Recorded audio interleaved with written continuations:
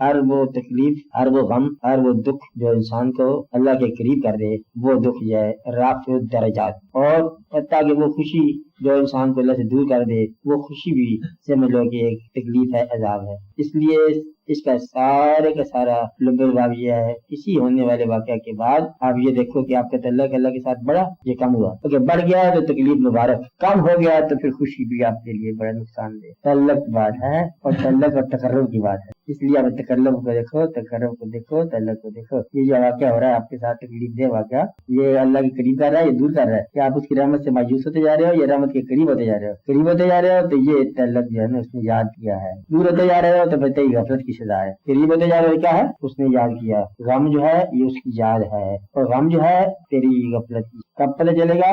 جب تم بھول جاؤ غم میں خدا کو تو غم سزا ہے، غم میں اگر یاد رکھنا شروع کر دو تو غم جو ہے یہ تیرا انعام ہے، عرفان کا حصہ۔